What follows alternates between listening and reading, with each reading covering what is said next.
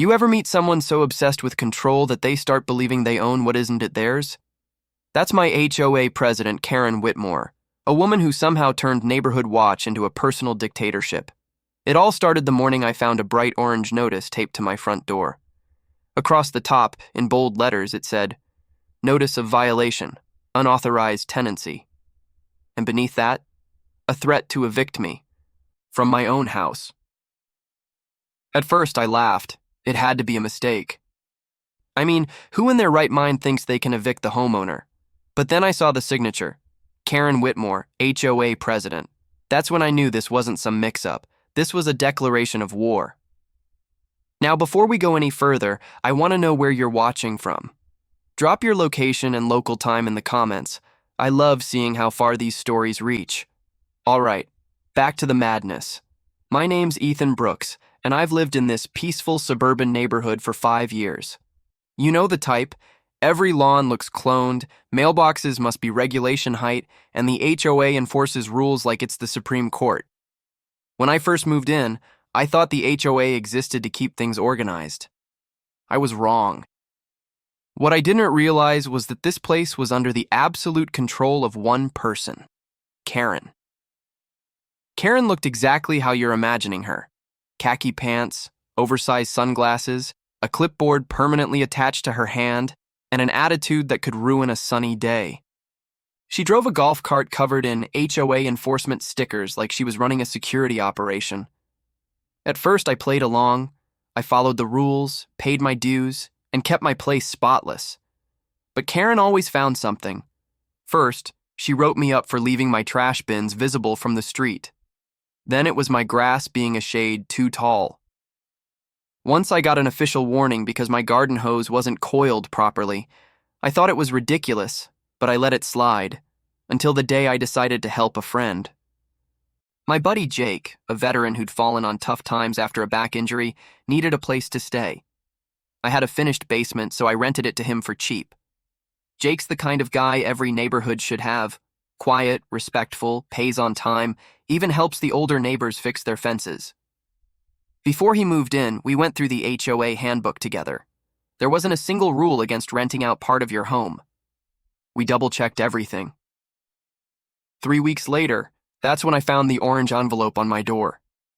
Unauthorized tenancy, it said. You have 14 days to remove all occupants or face eviction proceedings. Eviction.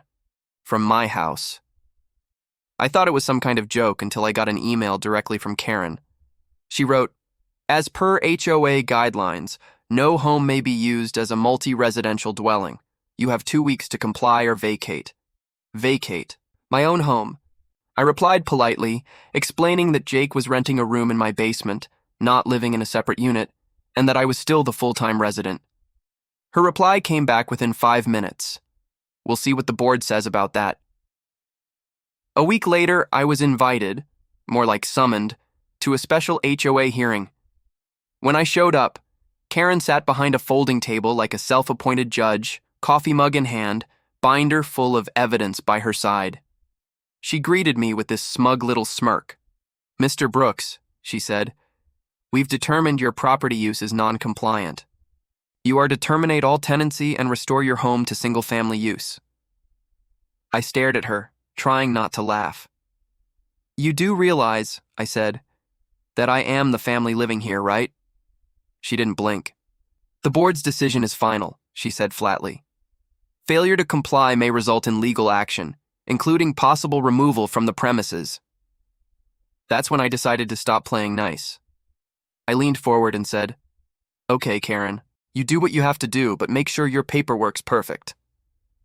Because what she didn't know was that I had every message, every email, every letter, and every ridiculous notice she'd ever sent, all neatly documented.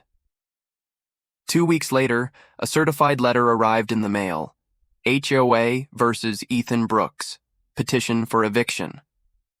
They'd actually filed a lawsuit. I couldn't believe it. According to their claim, I was devaluing community property, endangering neighborhood integrity, and operating an unauthorized rental.